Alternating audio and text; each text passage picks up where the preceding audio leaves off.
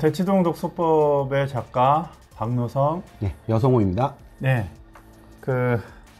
오늘 저희가 준비한 내용은 수능 내신 국어와 독서의 상관관계하고 대치동 독서법 요약 이렇게 1부와 2부로 나눠서 진행을 할 계획이고요. 시작하기 앞서서 이제 저희가 책을 쓰게 된 계기를 먼저 좀 말씀을 드려야 될 것 같아요. 저는 한우리 독서 토론 논술이라는 회사에 있었고요.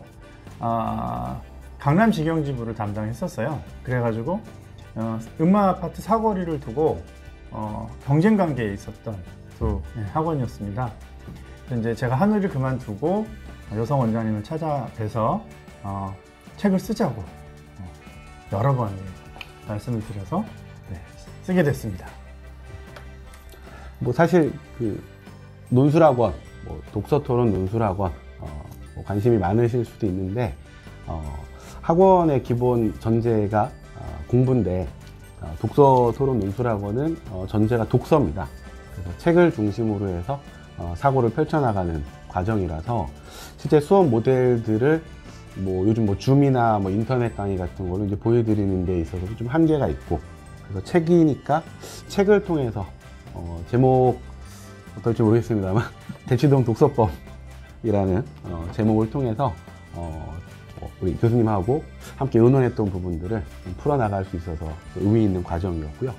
오늘 또 관련된 내용들을 좀 설명드릴 수 있는 좋은 기회를 주셔서 감사드립니다. 네, 만나 뵙게 돼서 반갑고요. 그러면 이제 준비된 저희가 공지된 내용대로 시작해 보도록 하겠습니다. 저희 목소리 잘 들리시죠? 네, 마이크 테스트 여러 번 했어요. 자, 먼저 여성호 원장님께서 수능과 내신 국어와 독서의 상관관계에 대해서 이야기를 좀 해주실 겁니다. 첫 번째로 수능 국어의 특징과 변화에 대해서 이야기를 좀 들어보도록 하겠습니다. 예. 가급적 제 기준으로 좀 간단한 요약을 앞에 좀 해드리면, 수능 성적을 가지고서 과거 우리 학력고사 시절 내지는 수능 초창기 시절처럼 각 대학의 원서 접수를 하는 요 대학 입시 상황을 한번 좀 떠올려 보시면, 수능 성적표를 받고서 이 성적이면은 어느 학교 어느 과를 갈 수 있겠다, 이런 고민들을 하게 될 텐데요. 근데 현행 입시는 스카이캣을 좀 떠올려 보시면, 수능 성적으로 진학을 하는 정시 말고도 9월 달에 원서 접수를 하는 수시 제도가 있기 때문에 수시에서는 논술이나 대부분 이제 내신 성적을 중심으로 해서 진학을 하게 되고, 정시에서는 수능 중심으로 진행을 하게 되는데, 일단 수능 성적에서 중요하게 이제 다루어지는 과목들이 저희 표현으로 플라톤 이래로 가장 중요한 과목은 수학이다, 이렇게 얘기를 하는데요. 근데 수학, 영어, 내지는 국영수 이렇게 표현하는 과목들 중에서 수능 영어가 등급제로 전환이 됐기 때문에 100점부터 90점까지는 다 성적표에 1등급이라고만 나오고, 89점부터 80점까지는 2등급, 이렇게 해서 주요 대학들이 수능 영어의 등급 간 격차를 많이 두지 않고 있기 때문에 상대적으로 풍선 효과 해서 수학과 국어 내지는 탐구 영역의 중요성이 좀 커졌고요. 특히 수능 영어가 등급제 되고 나서 공교롭게 수능 국어가 굉장히 좀 어려워져서 예전에는 전체 응시생의 4%에 해당하는 1등급 커트라인이 90점대 초반, 92점, 93점 요 정도를 형성했다면 재작년 수능에는 84점 이런 식으로 엄청나게 어려워진 어떤 수능의 특성들을 좀 보여줬습니다. 그래서 다들 잘 아시겠지만 수능 국어 영역의 전공법이라고 한다면 꾸준한 독서가 필요하다라는 부분들 강조가 되는데요.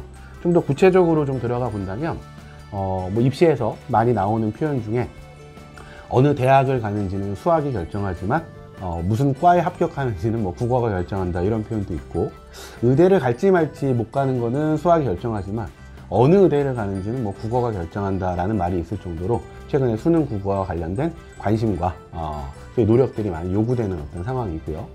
특히 좀 중요하게 보셔야 될 포인트는 각 학교들에서 중간고사, 기말고사, 중간고사, 기말고사 이런 식으로 소위 내신 산정을 위한 국어 시험을 출제하는 과정에 있어서도 수능 국어가 좀 어려워진 트렌드랑 좀 맞물려서 수능 국어도 어려워지고 내신 국어도 어려워지면서 국어 과목 전반에 걸친 소위 변별력이 좀 커지고 있는 이런 상황임을 좀 확인하실 필요가 있습니다. 네. 자, 두 번째로 내신 국어하고 수행평가 대비법에 대해서 좀 얘기 좀 해주시죠. 예, 사실 그 중학교 때까지 공부를 되게 잘한다라고 하는 친구들이 청운의 꿈을 안고 고등학교에 딱 입학을 했는데 1학년 1학기 중간고사 시험을 딱 보자마자 너무 망쳐가지고 엄마 나는 수시로 못 갈 것 같아. 정시로 가야 돼. 뭐 이런 식의 좀 안타까운 표현들도 많이 하는데요.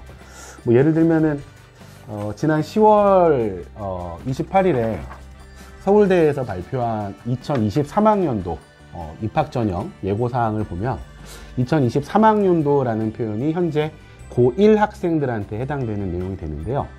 지금 고3들 같은 경우에는 정시에서는 수능 100%로 합격 불합격이 결정이 되는데 서울대 발표에 따르면은 2023학년도 현 고1부터는 수능 성적을 1단계로 해서 합격자를 일단 뽑고 나서 2배수 정도의 합격자를 놓고서는 수능 성적은 80%, 80점을 넣고 소위 교과 평가라 일컬어지는 영역을 20점 넣겠다.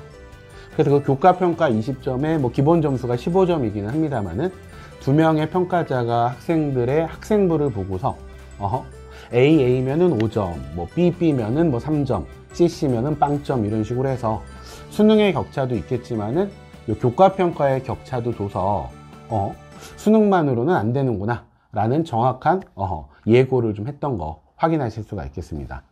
사실 일부 친구들은 굉장히 낙심한 친구들도 있는데요. 이미 1학년 1학기 내신을 잘 못 봤는데 그래서 앞으로 정시로 수능 100%로 가고자 이렇게 생각을 했었는데 갑작스러운 서울대 발표가 원래는 내년 4월에 나와줘야 되는데 좀 미리 발표가 나와서 끝까지 3학년 2학기까지 내신도 좀 챙겨라 라는 부분들인데요.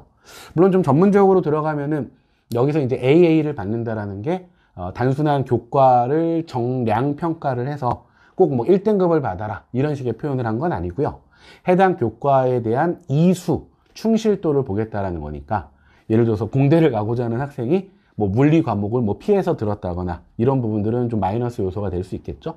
그런 측면을 감안해 봤을 때 끝까지 내신도 충실히 챙긴다라고 한다면 예를 들어서 다른 과목에서도 중요한 포인트겠습니다만은 국어과를 비롯한 각종 교과목에서 우리 학부모님들이 생각하시는 것처럼 뭐 100점 만점에 100점 요번 지필고사를 다 맞았다 라고 얘기하는 내신은 대부분 서울 경기 지역을 중심으로 봤을 때 50% 내지는 50% 이내로 축소가 되고 있습니다. 쉽게 얘기해서 중간고사, 기말고사를 본 성적이 소위 수행평가와 같은 영역들과 합산이 돼서 전체 총점을 구성하고 있기 때문에 시험을 잘 보는 내신에 대한 공부와 더불어서 수행평가에 대한 대비들도 좀 필요하고요. 특히 수능과 다르게 내신 같은 경우에는 각 학교에서 객관식뿐만이 아니라 주관식 서술형, 논술형을 출제하고 있기 때문에 출제자가 묻는 질문에 대해서 정확히 답을 할 수 있는 쓰기 능력들이 좀 요구가 됩니다. 그럼 이제 제한 시간이라든가 제한 분량이라든가 어떤 키워드를 넣어야 된다든가 이 조건들에 맞춰 가지고 쓸 줄 아는 그런 훈련들이 초중등에 걸쳐서 좀 누적이 되어 있어야 실제 고등학교에서의 수능 국어, 또 내신 국어, 그리고 꼭 국어가 아니더라도 다른 어떤 사회탐구 영역이나 과학탐구 영역에서도 쓰기 부분에 있어서의 본인의 강점들을 좀 발휘할 수가 있겠죠. 그러면은 그 발표랑 논서술형이 또 굉장히 중요해지는데 거기에 대해서 약간 구체적인 방법을 좀 설명해 주시죠. 예를 들어 보면은 제가 책을 좀 여러 개 가지고 왔는데 최근 뭐 코로나 이상 가는 이슈가 없죠. 그래서 특히 이제 온라인 수업까지를 포함해서 뭐 코로나 관련된 발표를 해봐라. 물론 뭐 검색을 통해서도 많은 자료들이 나올 수 있습니다만 이런 코로나 이후의 세계처럼 소위 고1 정도 친구들이 쉽게 읽을 수 있는 책을 한번 골라본다면 이 책에서 굉장히 다양한 분야를 다루고 있고 뭐 바이러스의 문제뿐만이 아니라 뭐 트럼프의 대선과 관련된 예측도 나와 있습니다. 이 책에서는 트럼프가 안 될 거다 이렇게 예측을 했었는데 관심 분야를 가지고 확장을 해봅니다. 전 지구적인 얘기들을 다루고 있으니까 우리나라 얘기가 좀 필요하겠다. 그럼 실제 뭐 대구에서 한창 코로나 심각하던 시절에 자원봉사 갔던 분들까지를 포함해서 코로나의 직접 당사자들인 의료인들의 생생한 얘기가 담겨져 있는 요 포스트 코로나 사회 같은 경우에 사실 제목이 같네요. 코로나 이후의 세계, 포스트 코로나 이런 식으로. 그럼 책들을 좀 연결해서 읽다 보면 자신의 좀 지원하고자 하는 학과나 전공 분야와 연결된 책들을 찾아 나갈 수가 있고요. 특히 저는 학부모님들께도 좀 권하고 싶은 게 학생들한테 읽어라라는 좀 일방향적 독서의 강요는 사실 모든 뭐 주체들이 강요에 의해서는 자발성이 발휘되기가 좀 어렵죠. 그래서 면역에 관하여 이런 거는 라디오나 각종 예능 프로그램에서도 많이 소개가 됐으니까 이제 짧게 구성되어 있는 에피소드들을 통해서 이 책에서 많이 언급된 책이 은유로서의 질병이라는 좀 점점 두꺼워지고 있는데 이런 책이 있고 또 읽다 보면은 고전의 이제 반열에 오른 뭐 침묵의 봄까지. 그러면 이제 의학 계열이냐 뭐 상경 계열이냐 다를 수는 있겠습니다만 조금 더 이런 독서들이 누적이 됐을 때 전염병의 문화사 내지는 힘든 시대를 위한 좋은 경제학, 작년 노벨 경제학상 수상 작품이기도 한데요. 또 무거워 인수공통 모든 전염병 열쇠 같은 소위 이제 벽돌 책들에 대한 이제 도전이 가능해지는 수준까지 제가 생각하는 가장 바람직한 수행평가와 발표의 이제 로드맵이라고 좀 생각을 합니다. 물론 고등학생이 이걸 어떻게 다 읽어 이렇게 생각하실 수도 있는데 글쎄요 뭐 처음부터 끝까지 밑줄을 쳐가면서 정독을 하는 것도 독서지만 앞선 책에서 언급된 내용이 실제 원문에선 어떻게 다뤄져 있는가를 살펴보는 이런 식의 발췌 독서도 가능하고요. 또 해당 분야에 대한 조금 더 깊이 있는 공부를 앞으로의 과제로 설정해 놓는 이런 부분들도 한 번의 수행평가를 통해서 좀 꼬리에 꼬리를 물고 다른 과목과도 연관시킬 수 있겠다 이렇게 좀 생각을 합니다. 다만 이 자료들이 드래그 해가지고 스크랩을 해놓는 그런 텍스트들보다는 이런 식의 장서 형태로 체계 형태로 함께 하고 있는 게 하나의 수행평가가 다른 수행평가랑 끊어지는 게 아니라 나름대로 연결되는 스토리를 좀 가져갈 수 있는 좋은 원천이겠다라고 생각을 하고 있고요. 네. 침묵의 봄은 특히 처음부터 읽으시면 많이 힘들고요. 중간부터 읽으면 재밌게 읽을 수 있으니까 여러 가지 이제 그 노하우들을 접하시면 좋고요. 지금 저희가 말씀드리는 게 지금 다 이렇게 지금 그 자녀분들이 좀 어리실 때 저희가 이제 역으로 거꾸로 네 위에서부터 앞으로 이제 우리 아이들이 가야 될 전체적인 로드맵에서 역으로 이제 좀 아래까지 내려오는 거니까 아유 이게 무슨 뭐 벌써 뭐 입시야 이렇게 생각하시지 마시고요. 네, 이게 독서라는 게 하루아침에 되는 건 아니잖아요. 그래서 그 근본이 될 수 있는 게 어떤 결과물로 연결이 될지 이걸 보여드린다고 생각해 주시면 좋겠습니다. 자, 그 다음에는 그 학생부 세특 관리 방법에 대해서 좀 이야기해 주시죠. 예. 요거는 또 사실 말씀드리기 좀 죄송하지만 또 입시가 변화되면서 나타나는 현상 중에 하나인데 소위 옛날식으로는 뭐 누구는 학생부가 뭐 30장이래 뭐 나는 10장밖에 안 되는데 근데 이런 얘기는 올해 입시부터는 별로 해당이 없는 것이 학생부에 들어가는 소위 양대 산맥이라고 할 수 있는 부분이 비교과 영역에서는 뭐 창체, 뭐 창의적 체험활동이라고 해서 뭐 자동봉진회라고 흔히 불리었던 뭐 자율활동, 뭐 동아리활동, 봉사활동 뭐 이런 활동들인데 해당 항목들에 기재할 수 있는 글자 수 바이트가 이제 제한이 들어갑니다. 예를 들어서 뭐 1500바이트 이런 식으로 제한이 들어가고 그 다음에 세부능력 특기사항이라고 해서 각 과목에 대해서 예를 들어서 대한민국의 모든 고등학교 1학년들은 국영수랑 통합사회 통합과 이렇게 5과목을 다 하게 돼 있으니까 과목별로 학생이 수업에서 다룬 내용들에 대해서 어떤 발표를 했다든가 보고서를 작성했다든가 뭐 함께 팀 토론을 했다든가 뭐 이런 내용들을 이제 과목 선생님들이 적어주게 돼 있는데요. 지금 중3부터는 학생부에 기재되는 내용들 중에서 수상실적이나 독서란이 대학 입시에 반영이 안 되게 돼 있습니다. 그래서 반영이 되는 부분들의 중요성이 더 커지게 돼 있는데 대표적으로 말씀드린 세특, 세부능력 특기사항입니다. 다만 이 세부능력 특기사항은 당연히도 선생님들의 권한이기 때문에 뭐 이렇게 세특을 써주세요 라고 스카이캐슬처럼 하는 거는 뭐 바람직하지 않고요. 실제로 수업에 얼마나 집중해서 참여하는가 또 수업과 관련된 교과 내용들을 더 심화시키고 확장시키는가 이런 부분들이 중요하다고 볼 수 있는데 이때도 가장 중요한 어떤 활용법은 저는 독서라고 생각을 합니다. 예를 들어서 국어 시간에 뭐 박지원, 연한 박지원의 뭐 허생전이 교과서에 다뤄졌는데 해당 내용들을 보니까 조선 후기에도 독과점 같은 현상이 있을 수 있다? 그럼 실제 그 상황이 어땠을까라고 해서 연한 박지원의 다른 작품들까지 실린 박지원 소설집을 전체적으로 읽어봤다 라는 부분들을 독서록을 통해서 과목 선생님한테 제출을 하게 되면 이 친구는 교과에서 다룬 어떤 작품들의 해당 작가나 관련된 시대의 다른 책들을 찾아서 읽는 굉장히 자율적이고 주체적인 학습을 하는 학생이다 라는 어떤 세부 능력 특기사항이 기재될 수가 있겠죠. 그래서 세특 과목들은 뭐 고1들은 뭐 국영수, 통사통과 이런 식으로 좀 픽스가 돼 있고 뭐 한국사나 이렇게 좀 추가될 수 있겠고요.